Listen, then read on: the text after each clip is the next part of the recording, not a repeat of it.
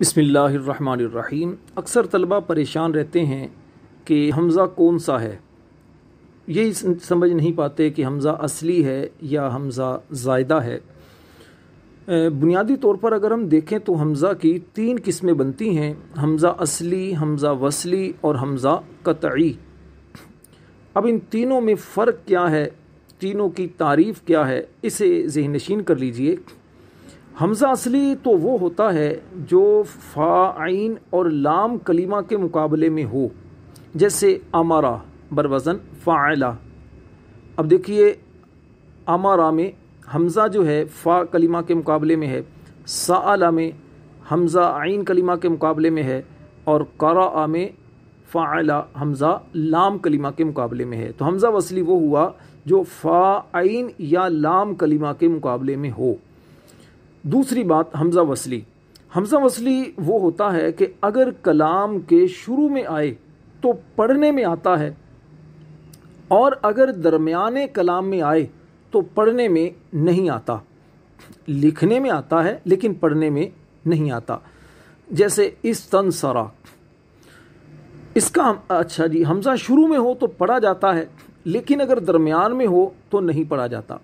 دوسری پہچان حمزہ وصلی کی یہ ہے کہ حمزہ وصلی اکثر یا تو مکسور ہوگا، یعنی اس کے نیچے زیر ہوگی، اور یا پھر مضموم، یعنی اس کے اوپر پیش ہوگی، یا اس پر کسرہ ہوگی یا اس پر دمہ ہوگی، یعنی پیش ہوگی۔ دونوں طرح سے آتا ہے، جیسے انصر اور اسمع۔ اچھا جی، اگر حمزہ وصلی غیر ثلاثی مجرد میں ہو تو ماضی میں آتا ہے، اور اگر ثلاثی مجرد سے ہو تو امر میں بھی آتا ہے۔ اگر غیر ثلاثی مجرد میں ہو، ثلاثی مجرد کے علاوہ اگر ہو تو پھر ماضی میں آتا ہے، اور اگر ثلاثی مجرد سے ہو تو امر میں بھی آتا ہے۔ یہ تو ہو گیا حمزہ وصلی۔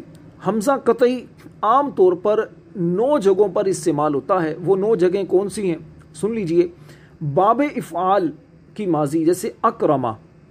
نمبر 2، اعلام یعنی ناموں میں جیسے ابراہیم، اسحاق۔ اچھا جی، نمبر 3، مبنی میں، یعنی تمام حروف مبنی ہوتے ہیں، جیسے انا، انا۔ نمبر 4، واحد متکلم کے صیغے میں، جیسے اضربو۔ نمبر 5، اسم تفضیل میں، جیسے اضربو، افعلو۔ نمبر 6، جمع میں، جیسے اشرافن۔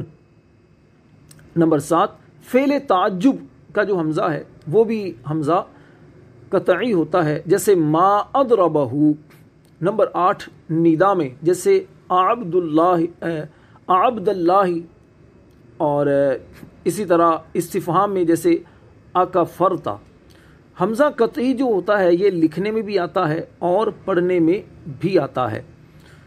تو ان باتوں کو ذہن نشین کر لیجئے اور بار بار سنیے، پریکٹس کیجئے، دوسروں کو سمجھائیے، غور و فکر کیجئے۔ انشاءاللہ حمزہ کے بارے میں آپ کو اچھی طرح معرفت حاصل ہو جائے گی۔ اللہ کریم دنیا اور آخرت کی برکتیں عطا فرمائے۔ اپنے بھائی راشد نور مدنی کو دعاؤں میں یاد رکھیے۔ صلو علی الحبیب صلی اللہ تعالی علی محمد۔